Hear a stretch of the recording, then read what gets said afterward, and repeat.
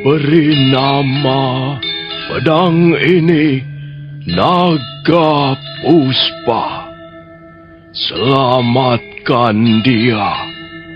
Jangan sampai jatuh ke tangan pendekar berwatak jahat.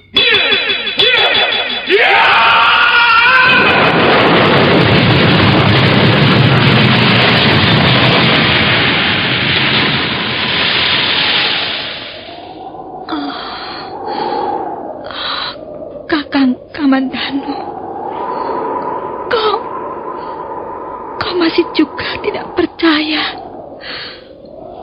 bahwa aku mencintaimu. Meisin, maafkan aku, Meisin. Meisin. Meisin!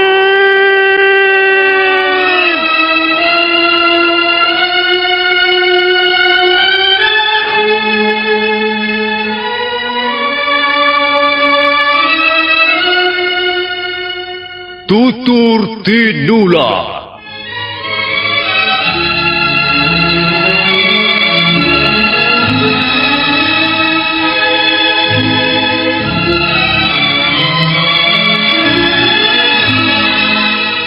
Sebuah sandiwara radio serial, produksi Sanggar Cerita dan teater Sanggar Prativi.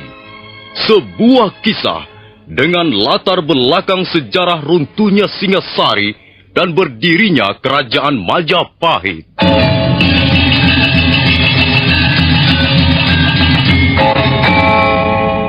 Sandiwara ini didukung oleh pemain-pemain radio yang sudah ternama. Ferry Fadli, Ivone Rose, dan Eli Ermawati.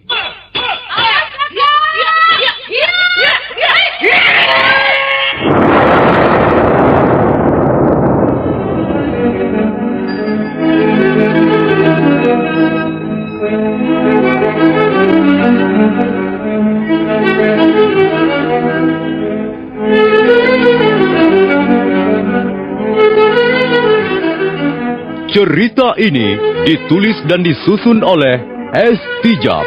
Teknik dan montase dikerjakan oleh Rudi Tinangon dan Joko SP. Sutradara Y. Rudi Wartono.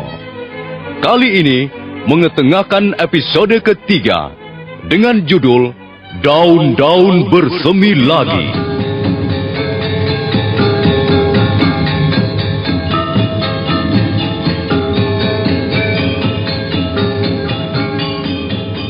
Dalam seri yang ke-88 ini didukung oleh para pemain Ferry Fadli sebagai Arya Kamandanu, Hari Aki sebagai Empu Hanggareksa, Dahlan sebagai Ki Panggala, Benny sebagai Sanding, Rini Marjan sebagai Sariti, Eli Ermawati sebagai Meisin, Ape Burhan sebagai Banyak Dekur, dan dibantu oleh Suryatin dan Andi Rishadi.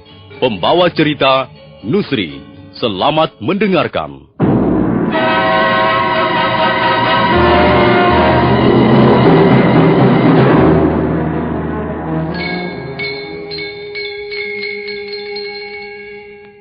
Arya Kamandanu menyiapkan aji seipi angin yang dulu diajarkan Empu Hanggareksa. Sementara itu, para penonton diam menunggu. Nampak Ki Panggalah duduk dengan kaki ditumpangkan ke paha sambil terus membangga-banggakan anaknya. Penonton menjadi agak gelisah melihat Arya Kamandanu yang masih belum juga melakukan sesuatu. Maka Empu Hanggareksa nampak kesal. Hei, Kamandanu! Apa yang kau lakukan di situ, ha? Orang-orang sudah menunggu. Mereka mau melihat apa kau bisa melakukan seperti apa yang telah dilakukan anak desa Tumangkar itu.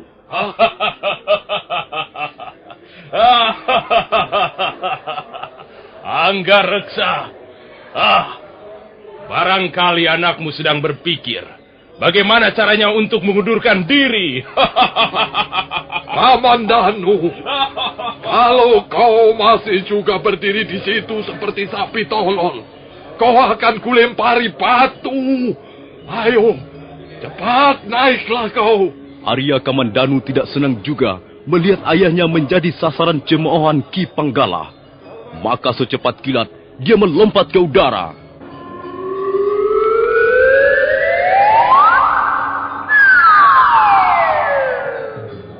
Mendadak suasana menjadi sangat sunyi. Semua mata memandang kagum ke arah Arya Kamandanu yang berdiri di atas bambu bagaikan burung Raja Wali. Arya Kamandanu kemudian mulai melompat ke sana kemari. Kakinya tak kalah lincahnya dibandingkan Sanding. Bahkan gerakannya jauh lebih cepat. Ki Panggala diam-diam mulai khawatir.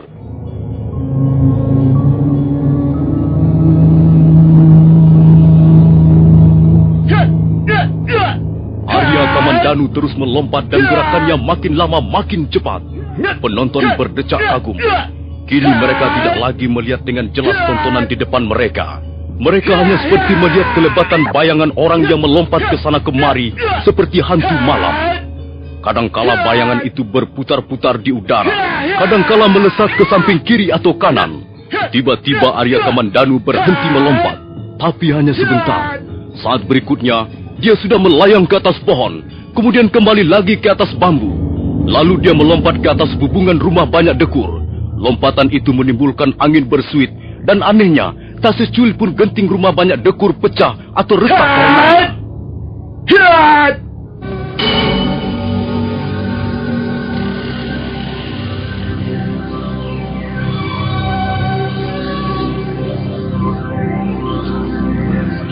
Saipi angin. Anak itu mempunyai aji saipi angin. Pantas dia bisa melakukan lompatan seperti setan. Kalau begini, anakku bisa kalah. Sanding! Ya, Ayah. Kau sudah siap untuk pertarungan berikutnya? Saya siap, Ayah. Kau harus hati-hati. Lawanmu itu bukan anak muda sembarangan. Kau harus ingat benar jurus-jurus yang kuajarkan tempo hari. Terutama sekali, jurus yang penuh tipu muslihat. Kau tidak perlu ragu-ragu. Kalau perlu, sodok saja begitu dia lengah. Di sini yang penting menang. Nah, ambillah tongkatmu. Pertarungan sudah akan dimulai lagi. Baik, Ayah.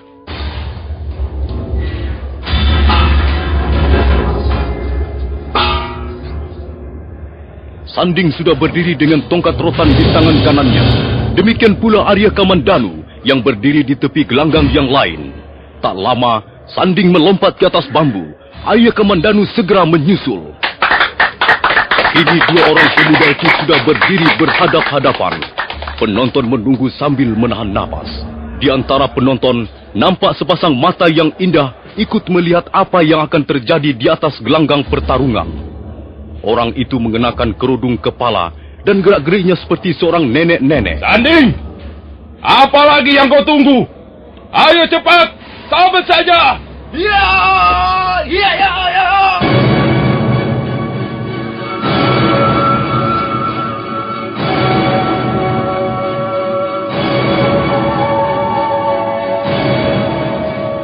Sanding terus memburu Arya Kamandanu dengan tongkat rotannya.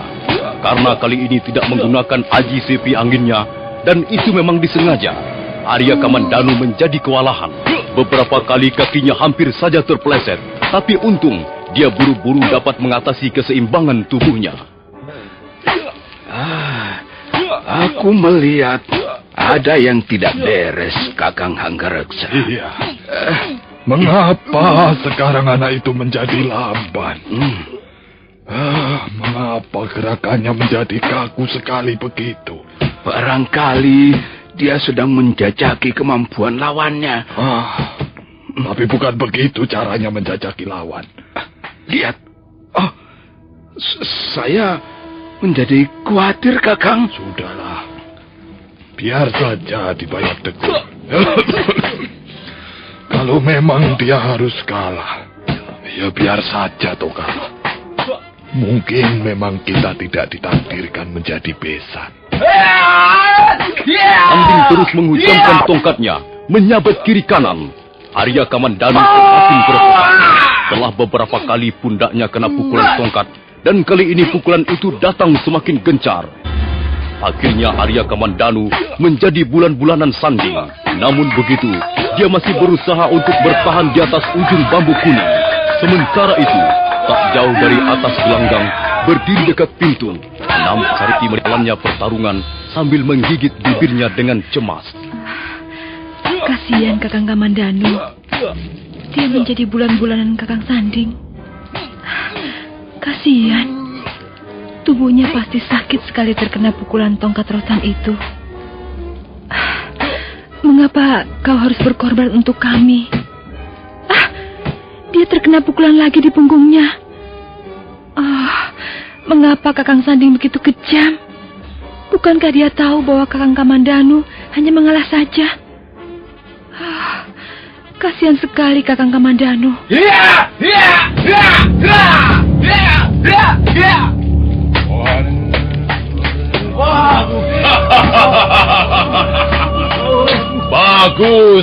Bagus sekali kau Sanding.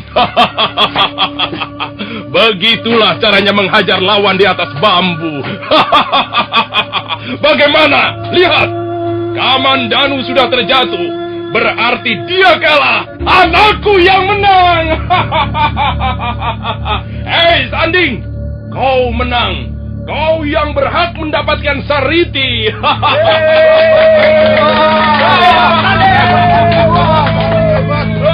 Dipanggala terus tertawa-tawa melihat kemenangan yang diperoleh anaknya. Lain halnya dengan Empu Hanggareksa. Dia nampak sangat terpukul. Setelah minta diri pada banyak dekur, buru-buru orang tua itu melangkah meninggalkan keramaian orang. Sementara itu, di belakang para penonton yang masih sibuk membicarakan jalannya pertarungan, nampak dua orang laki-laki berbadan kekar. Dua bilah pedang yang terselip di pinggang menandakan bahwa mereka tergolong orang yang menyukai tindakan kekerasan. Kau melihat apa, Kakang Tembini? Lihat sebelah sana. Banyak wanita cantik. Diamlah kau, Gender. Rupanya kau tertarik pada nenek-nenek di bawah pohon itu ya? Iya, aku tertarik pada nenek-nenek yang aneh itu. Apa? Nenek-nenek aneh? Apanya yang aneh? Bedaknya, pupurnya, atau gincunya terlalu tebal hingga nampak seperti genderuwo siangan. Coba perhatikan. Apakah dia betul-betul seorang nenek? Bukan, Kakang. Wajahnya masih halus, tidak berkerut-kerut seperti nenek-nenek. Lihat, dia pergi adik Gander. Mari kita ikuti dari belakang.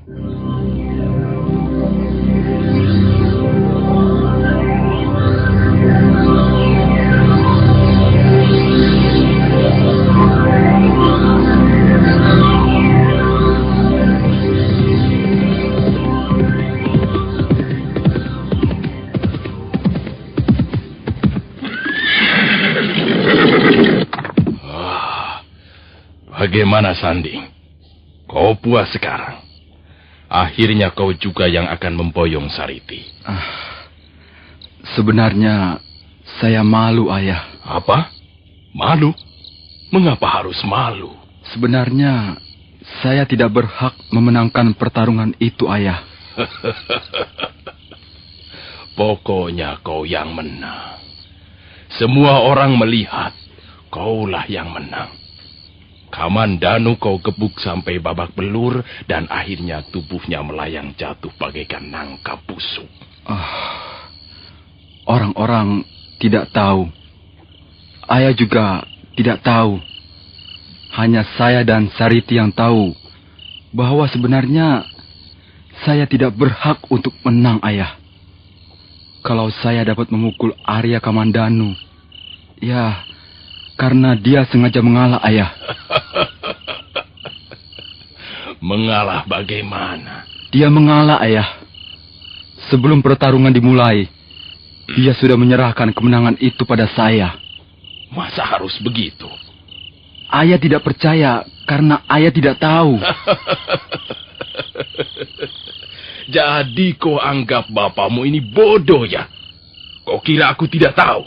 Jadi ayah tahu? Hai, dengar Sanding. Kamandanu itu bukan lawanmu. Dia mempunyai aji sayap angin. Dia bisa bertarung seperti setan. Kau tidak akan mampu melawan orang seperti itu. Kalau dia mau, kau bisa dibunuhnya. Tentu saja aku tahu kalau dia sengaja mengalah. Kalau dia bertarung sungguh-sungguh. Dalam satu gebrakan kau sudah bisa dibuat terjungkal dan tidak bangun lagi. Tapi, sudahlah. Aku tidak mempersoalkan itu lagi. Yang penting kau bisa mengawini anak banyak dekor. Tapi ingat, kau harus berjanji padaku. Berjanji apa, Ayah? Kau harus bisa memberikan anak sebanyak-banyaknya pada Sariti. Iya, iya, iya.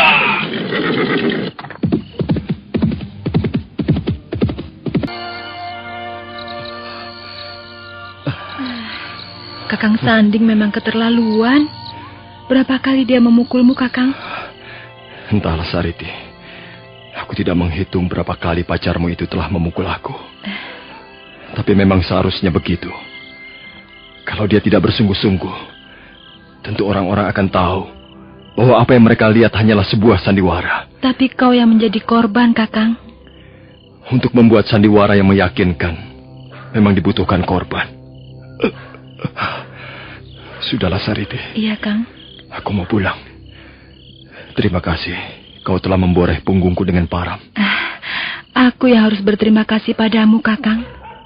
Tanpa pertolonganmu, pengorbananmu, jiwa besarmu, entahlah apa jadinya hidupku nanti. Ada sedikit yang ingin kusampaikan padamu. Apa itu, Kakang? Sekalipun semua ini kulakukan dengan rasa tulus. Iya. Tapi ada sesuatu yang sangat kuharapkan. Janganlah kau sia-siakan pengorbananku ini. Jadilah kau nanti seorang istri yang baik, yang setia, penuh pengertian dan kasih sayang pada suami dan anak-anakmu. Iya, Kakang. Iya. Aku akan memenuhi apa yang kau harapkan. Aku tidak akan menyanyiakan pengorbananmu yang begitu berharga ini, Kakang.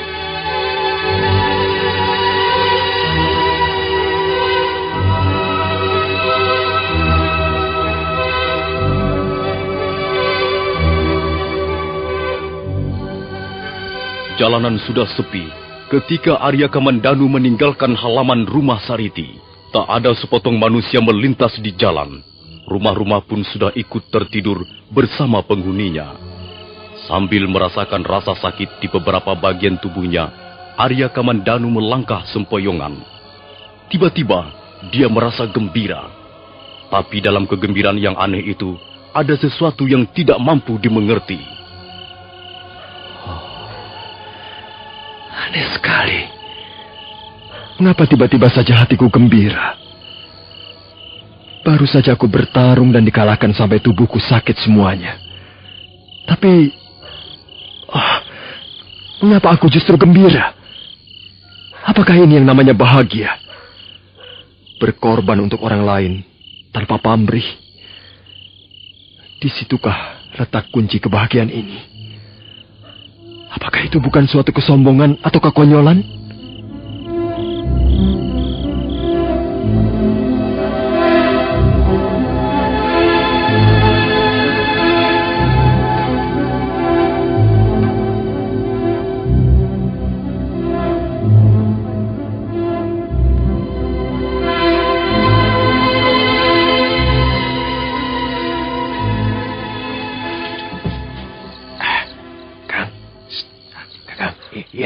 Nenek itu berhenti, Kang. Dia menengok ke belakang. Mungkin dia tahu kalau kita buntuti. Iya, kita lihat saja dari jauh.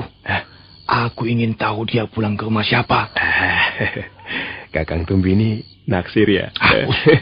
Aku bukan mau mencumbu dia. Lalu mau kau apakan perempuan itu, Kang? Akan kutangkap. Ditangkap, lalu ditidurkan di atas ranjangnya. Sedap sekali, Kang. Hus, ngawur. Perempuan itu akan kutangkap dan kuserahkan pada pemerintah Kediri. Loh, apa salahnya dia, Kang? Adik Gender. Ya, Kang. Kita mampir nonton pesta bambu kuning tadi. Rupanya rezeki nomplok. Kalau kita pulang langsung ke Kedung Pluk, wah, rugi besar. Kita tidak bakal dapat 200 ringgit. Hah? 200 ringgit? Iya. Kalau dugaanku itu betul, kita akan dapat 200 ringgit. Kau pernah dengar tentang 2 orang asing yang menjadi buronan pemerintah Kediri? Oh ya? 2 orang itu laki-laki dan perempuan. Konon kabarnya, yang laki-laki diduga sudah mati karena menderita luka-luka parah. Tinggal yang perempuan. Oh iya, Kang. Iya. Perempuan itu tadi sepertinya juga bukan penduduk asli. Hah? Bukan pribumi. Kulitnya putih sekali. Jarang wanita asli menunjukkan ciri-ciri seperti itu, Kang. Mungkin dia itu wanita buronan pemerintah. Di situ, aku mau jalan. Nenek, jangan begitu, Nek. Kami kan bermaksud baik. Ini sudah malam. Hah? Aku mau pulang. Jangan ganggu aku. Nanti tak laporkan kepala desa loh. Loh. Siapa yang mengganggu nenek? Kami justru mau mengantarkan nenek. Kasihan, sudah tua kalau berjalan sendiri. Nanti ada genderuwo loh, Nek. Aku tidak takut genderuwo. Sudah. Kalian mengganggu orang jalan saja. Tunggu dulu, Nek. Kalian ini mau apa sebenarnya? Mau merampok ya? Aku tidak punya apa-apa. Kalau mau merampok, sana di kota. Tunggu dulu, Nek. Kok buru-buru sekali? Ini sudah malam. Aku ditunggu cucuku di rumah. Siapa nama cucumu itu, Nek? Apa urusanmu mau tahu nama cucuku? Kalian ini pasti orang-orang gak bener. Brengsek. Ayo, pergi. Nek. Kok galak amat sih, Nek? Nek. Kurang ajar kau ya. Berani pegang-pegang tanganku. Aku sudah tua. Kalau mau cari kesenangan, sana sama yang masih muda. Cari yang masih kenceng pipinya. Tidak, aku tidak mau. Aku mau kau saja, Nek.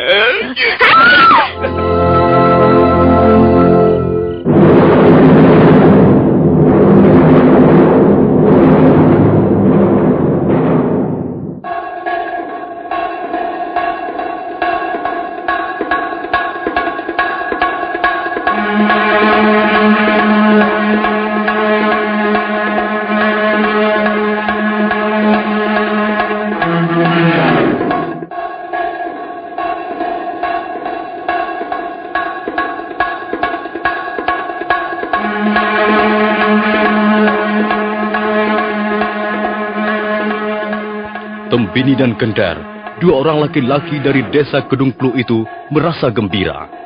Ternyata dugaan mereka benar. Wanita yang mengaku nenek-nenek itu ternyata masih muda dan cantik wajahnya. Dialah Mesin. Nah, para pendengar sekalian, bagaimana kisah selanjutnya? Apa yang akan terjadi dengan Mesin?